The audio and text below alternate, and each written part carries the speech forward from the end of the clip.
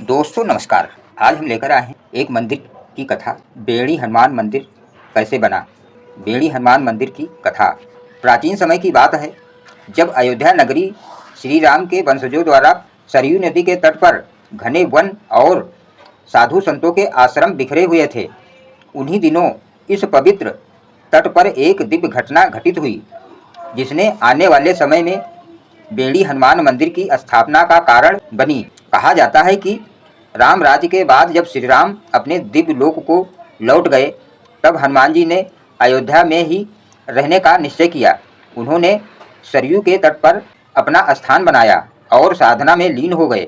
वे रात दिन प्रभु श्री राम का नाम जप करते और जहाँ भी भक्त उनका स्मरण करता, वहाँ प्रकट होकर उसकी सहायता करते। समय बीतता गया, युग बदल गए, राजवंश बदलने लगे, पर हनुमान जी का निवास वही सरयू के किनारे बना रहा। धीरे धीरे उस स्थान पर साधु संतों का जमावड़ा बढ़ने लगा। लोग मानने लगे कि जहाँ भी वे साधना करते, वहाँ हनुमान जी किसी न किसी रूप में दिखाई देते। एक समय की बात है, जब सरयू नदी में भयंकर बाढ़ आई, अयोध्या के कई हिस्से जलमग्न हो गए, साधु संतों के आश्रम बह गए। उसी दौरान एक संत, जिनका नाम स्वामी बलराम दास था, सरयू किनारे ध्यान मग्न बैठे थे। उनके मन में प्रभु हनुमान के दर्शन की तीव्र इच्छा थी। उन्होंने तपस्या आरंभ की। 14 दिन तक अन्न जल त्याग कर वे केवल राम नाम का जप करते रहे। 15वें दिन जब वे समाधि में गहरे डूबे, तभी उनके सामने तेजस्वी रूप में हनुमान जी प्रकट हुए। उनका शरीर लाल वर्ण, नेत्रों में अग्नि सी ज्योति निकलती हुई और हाथों में गदा थी। हनुमान जी ने कहा, वत्स, तुम्हारी तपस्या से मैं प्रसन्न हूँ। बोल, क्या वरदान चाहता है। स्वामी बलराम दास बोले, प्रभु, मेरा एक ही वरदान है, आप यहीं विराजे, ताकि अयोध्या आने वाले भक्त आपके दर्शन कर सकें और उनके जीवन के सभी संकट दूर हों। हनुमान जी मुस्कुराए और बोले, वत्स, मैं यहीं रहूँगा, पर एक शर्त के साथ। मुझे इस स्थान पर बेड़ियों में बांध दिया जाए, क्योंकि जब मैं प्रभु राम का नाम सुनता हूँ तो अपने आप दौड़ पड़ता हूँ। यदि मुझे बांधा नहीं गया तो सरयू किनारे के गांवों को मेरी शक्ति संभाल ना पाएगी। ये कहकर हनुमान जी अंतर्ध्यान हो गए। अगले दिन संत बलराम ने सरयू तट पर एक मंदिर का निर्माण आरंभ कराया। वे हर रात हनुमान जी के ध्यान में बैठते और भोर होते ही उन्हें अनुभव होता कि किसी दिव्य शक्ति ने उस स्थान पर काम आगे बढ़ाया है। कुछ दिनों में वहाँ एक चमत्कार हुआ। जिस स्थान पर मूर्ति स्थापित करनी थी, वहाँ से स्वयंभू शिला निकल आई, जिस पर हनुमान जी का स्वरूप अंकित था। उस शिला के चारों ओर लोहे की बेड़ियां स्वतः प्रकट हो गईं, जैसे किसी ने उन्हें बांध रखा हो। यह देखकर संत बलराम दास भाव विभोर हो गए। उन्होंने घोषणा की, देखो, यह कोई साधारण मूर्ति नहीं, स्वयं श्री हनुमान जी का प्रकट स्वरूप है। प्रभु ने स्वयं कहा था कि उन्हें बेड़ियों में बांध दिया जाए। यही कारण है कि वे बेड़ी हनुमान नाम से पूजित होंगे। धीरे धीरे मंदिर की ख्याति फैलने लगी। दूर दूर से भक्त दर्शन के लिए आने लगे। लोगों का विश्वास था कि जो भी सच्चे मन से यहाँ प्रार्थना करता है, उसके जीवन की हर बेड़ी टूट जाती है। मंदिर के आसपास उस समय केवल साधुओं के आश्रम थे, पर हनुमान जी की कृपा से वहाँ एक छोटा नगर बसने लगा।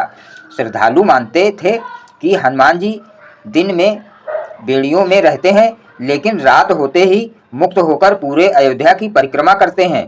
कहा जाता है कि एक बार मंदिर के पुजारी ने सोचा, क्या सच में प्रभु रात में निकलते हैं। उन्होंने एक रात मंदिर के द्वार पर ताला लगाया और बेड़ियों पर भी भारी लोहे की जंजीरें बांधी। सुबह जब द्वार खोला गया तो सबके आश्चर्य का ठिकाना ना रहा। ताले अपनी जगह पर थे, लेकिन मंदिर के चारों ओर हनुमान जी के पद चिन्ह दिखाई दे रहे थे। पुजारी ने सिर झुकाकर क्षमा मांगी और कहा, प्रभु, आपकी शक्ति का कोई मोल नहीं। उसके बाद से कोई भी हनुमान जी को बांधने का साहस नहीं करता। बेड़ियां केवल प्रतीक मात्र रह गईं। यह दर्शाने के लिए की असीम शक्ति भी अनुशासन में रहती है। समय के साथ यह कथा लोकमानस में गहराई से बस गई।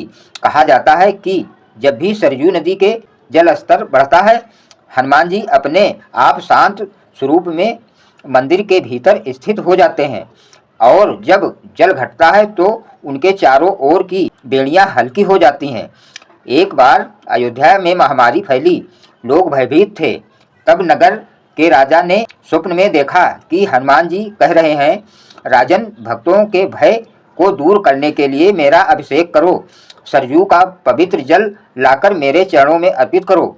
जो भी भक्त इस अभिषेक में भाग लेगा उसके घर में कोई रोग नहीं ठहरेगा। राजा ने दूसरे ही दिन विशाल आयोजन किया। सरयू से जल लाया गया और बेड़ी हनुमान जी का अभिषेक किया गया। कहते हैं उसी दिन से महामारी का प्रभाव धीरे धीरे समाप्त हो गया। ये घटना पूरे अवध क्षेत्र में प्रसिद्ध हो गई। तब से हर वर्ष चैत्र और कार्तिक मास में बेड़ी हनुमान जलाभिषेक की परंपरा शुरू हुई, जो आज भी चलती है। मंदिरों की एक और कथा भी लोक में प्रसिद्ध है। कहते हैं कि एक बार किसी राजा ने मंदिर का जीर्णोद्धार कराना चाहा। उसने सोचा कि इन बेड़ियों को हटाकर हनुमान जी की नई मूर्ति स्थापित की जाए। जैसे ही उसने बेड़ियां छुड़ाने का प्रयास किया, उसके दोनों हाथ शून्य हो गए। भयभीत होकर राजा ने क्षमा मांगी। तभी उसके हाथ फिर से चलने लगे। तभी से यह माना गया कि इन बेड़ियों को कोई नहीं खोल सकता। वर्तमान समय में भी इस मंदिर का अद्भुत वातावरण बना रहता है। सरयू का शीतल जल, मंदिर की घंटियों की गूंज और भक्तों का जयकारा, जय बजरंगबली, यह सब मिलकर ऐसा अनुभव देते हैं मानो हनुमान जी स्वयं वहां बैठे हों। भक्तों का विश्वास है कि जो व्यक्ति यहाँ आता है उसके जीवन के सारे बंधन, चाहे वो दुख के हों, कर्म के हों या मानसिक बेड़ियों के, सब टूट जाते हैं। परंतु ये भी कहा जाता है जो अहंकार में आता है उसकी इच्छा अधूरी रह जाती है। कई साधु संतों ने इस स्थान की महिमा का वर्णन किया है। तुलसीदास जी जब रामचरित मानस की रचना कर रहे थे तब वह सरयू तट पर इसी स्थान के निकट साधना में लीन रहते थे। कहा जाता है कि एक रात उन्हें यहाँ से दिव्य प्रकाश दिखाई दिया और उन्होंने उसी समय लिखा, जय जय जय हनुमान गोसाई, कृपा करो गुरुदेव की नाई। कहते हैं वो पंक्ति तुलसीदास जी को बेड़ी हनुमान जी के दर्शन के बाद ही सूझी थी।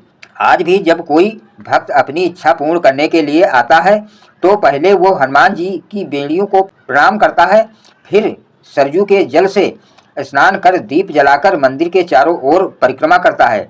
उसके बाद वह लाल वस्त्र और सिंदूर अर्पित करता है।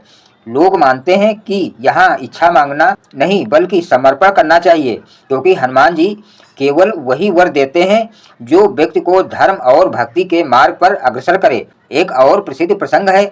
एक बार एक व्यापारी समुद्र की यात्रा पर जा रहा था। उसने व्रत लिया कि यदि वो सुरक्षित लौट आए तो बेड़ी हनुमान जी के चरणों में स्वर्ण की घंटी चढ़ाएगा। यात्रा से लौटने पर वो अपनी प्रतिज्ञा भूल गया। उसी रात उसे स्वप्न में हनुमान जी प्रकट हुए और बोले, व्यापारी अपनी प्रतिज्ञा याद कर।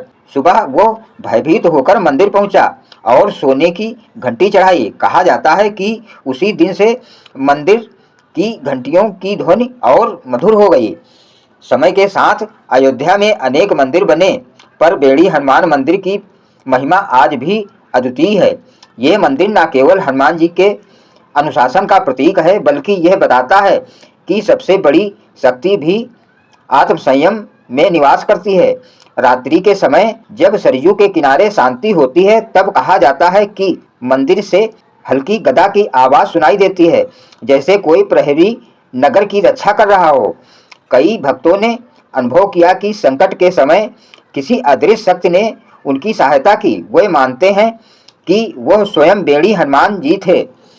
अयोध्या आने वाला हर कोई यात्री जब सरयू में स्नान के बाद इस मंदिर के दर्शन करता है तो उसकी आंखें स्वतः नम हो जाती हैं। मंदिर के भीतर बंधे हनुमान जी के चरणों में लोहा नहीं बल्कि भक्ति की बेड़ियां हैं, जो उन्हें रोकती नहीं बल्कि संसार के कल्याण के लिए बांधती हैं।